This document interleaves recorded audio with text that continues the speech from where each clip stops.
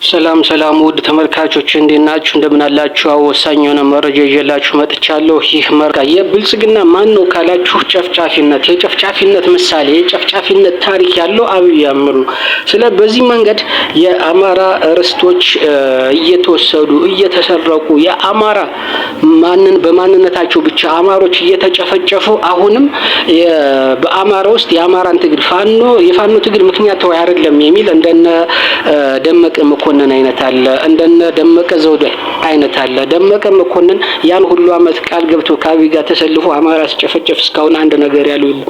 ገዱ አንዳርጋቸው ቢሆን አሁን አብረው እንደሚሰሩ ከህዝብ ለመነጠል የገዱን ስም ጠርቶ ፓርላማ ላይ ስሙን ሲጠራና ስሙን ሲያጠፋ ነው ይህን ሚስጥር ማውጣት የቻሉ። አሁን ሰው ገዱ አንዳርጋቸውን ጎበዝ ይለዋል አይደል? በጭራሽ ያልተማረ ገዱ አንዳርጋቸው ለስልጣኑ ሲል ስልጣኑን ሲቀማ ከስልጣን ሲገለል አብይን ተቃውሞ ወጣ እንጂ ከስልጣኑ ባይነካው ኑሮ በአማራነቱ አይነገርም። ያኔ ፓርላማ ላይ ፋኖ መነካት የለበትም ፋኖ አብሮን የሞተ ነው ያለው ምንድነው? እንደሚነሳ ስልጣኑ ላይ እንደሚነሳ ስላወቀ ነው እንጂ ለአማራነት ተቆርቆሮ አይደለም፣ ለአማራ ወጣት አስቦ አይደለም ገዱ ያን ያለ።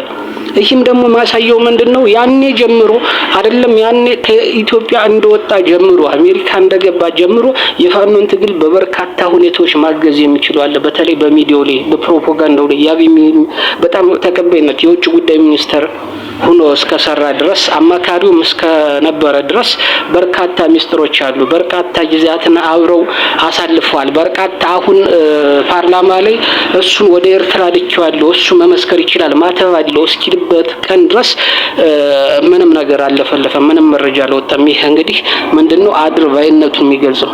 በኤፍራታና ግድም ወረዳ ከ20 በላይ ንጹሃንና ቤታቸውን በድሮን በመድፍና በቢኤም አውድሟል። ከ20 በላይ ንጹሃንን ገድሏል። ከብት ንብረታቸውንም አውድሟል።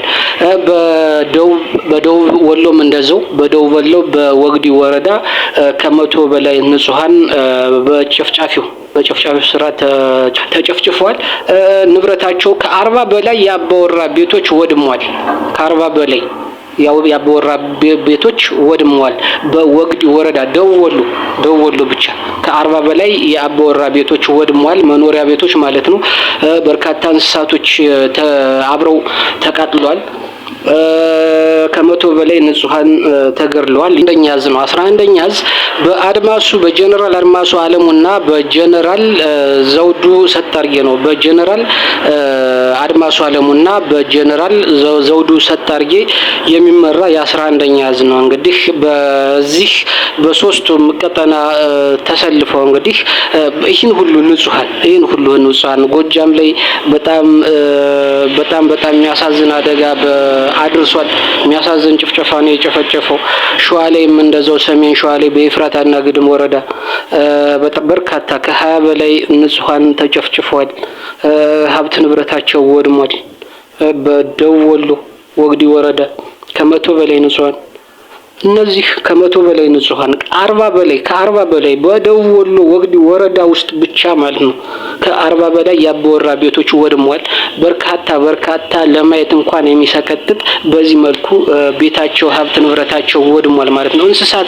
እንስሳት ጨምሮ ተዘርፎ ተወስዷል። በተለይ በሰሜን ሸዋ ኤፍራታና ግድም ወረዳ ከኦሮሚያ ክልል ልዩ ዞን ከሚሉት ጋር ነው እንግዲህ እና ከኦሮሚያ ገዳ ኮማንዶ ከሚሉት ጋር ነው አብሮ የዘራፊው ሰራዊት የመከላከያ ሰራዊት ተብሎ የገባውና በርካታ ተዘርፎ ወደ ኦሮሚያ ክልል ተወስዷል።